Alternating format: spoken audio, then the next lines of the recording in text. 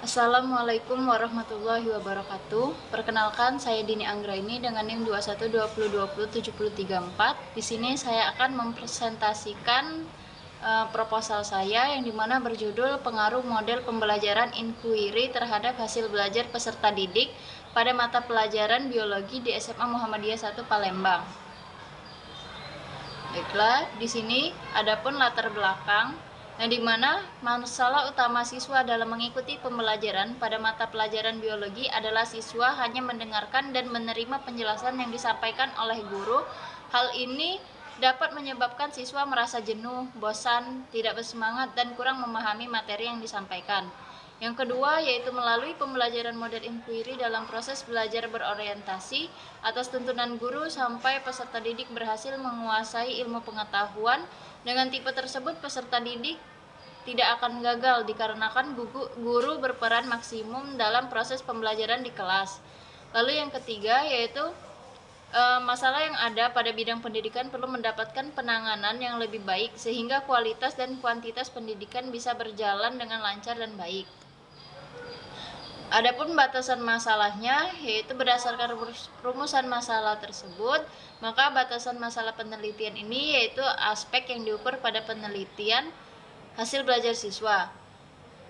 Yang menjadi subjeknya yaitu kelas 11 dengan materi pembelajaran pada materi sistem kekebalan tubuh. Rumusan masalahnya yaitu yang pertama, bagaimana penerapan model pembelajaran inquiry terhadap hasil belajar peserta didik. Yang kedua yaitu bagaimana pengaruh model pembelajaran inquiry terhadap hasil belajar peserta didik. Selain itu, di proposal ini juga ada tujuan penelitian. Yang pertama, untuk mengetahui bagaimana penerapan model pembelajaran inquiry terhadap hasil belajar peserta didik. Yang kedua, untuk mengetahui bagaimana pengaruh model pembelajaran inquiry terhadap hasil belajar peserta didik. Di dalam proposal ini juga terdapat manfaat penelitian. Yang pertama, bagi pendidik, hasil penelitian ini dapat dijadikan bahan pertimbangan untuk upaya meningkatkan minat belajar peserta didik di kelas, terutama dalam hal metode pembelajaran. Yang kedua, bagi peserta didik, yang dimana hasil penelitian ini diharapkan dapat meningkatkan dan menambah minat belajar peserta didik pada mata pelajaran biologi. Yang ketiga yaitu bagi sekolah, hasil penelitian ini dapat dijadikan dasar pengambilan kebijakan dalam proses belajar mengajar. Yang terakhir yaitu bagi peneliti atau saya sendiri sebagai penulis, hasil penelitian dapat digunakan untuk menambah wawasan tentang meningkatkan mutu pendidikan melalui penerapan model pembelajaran inquiry dalam pembelajaran di sekolah. Tinjauan pustaka dari proposal saya yaitu model inquiry merupakan salah satu model pembelajaran yang diambil dari konsep instruktivisme. Inquiry dalam bahasa Inggris diartikan sebagai suatu proses bertanya untuk mendapatkan jawaban terhadap pertanyaan yang diajukan. Pertanyaan tersebut mengarah kepada kegiatan penyelidikan dalam suatu objek pertanyaan. Menurut Fatima dan Suryani pada tahun 2023. Jadi, inquiry ini dapat diartikan sebagai suatu proses untuk memperoleh serta mendapatkan informasi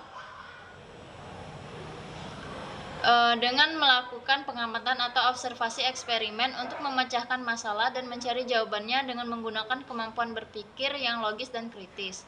Adapun kerangka berpikir dari proposal saya, yang dimana siswa hanya mendengarkan dan menerima penjelasan yang disampaikan oleh guru.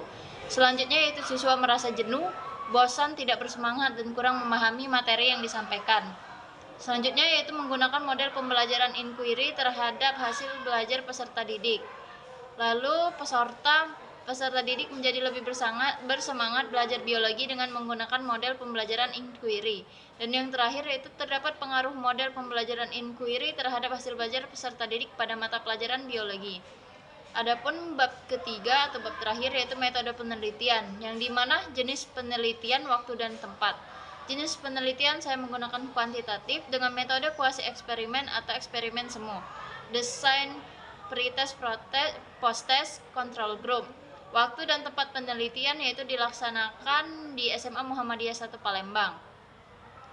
Yang kedua yaitu populasi dan sampel pada penelitian saya, yaitu datanya dari instrumen tes dan non-tes. Populasi peserta didik kelas 10 SMA Muhammadiyah 1 Palembang, sampelnya kelas 10 IPA 1 dan 10 IPA 2. Teknik pemilihan sampling yaitu purposive sampling. Yang ketiga yaitu analisis data, yang dimana pakai aplikasi SPSS dalam olah data, kemudian uji normalitas, uji homogenitas, dan uji hipotesis. Selanjutnya yaitu metode analisis data statistik deskriptif. Baiklah, itu saja hasil presentasi proposal saya. Apabila ada kesalahan saya mohon maaf, kepada Allah saya mohon ampun.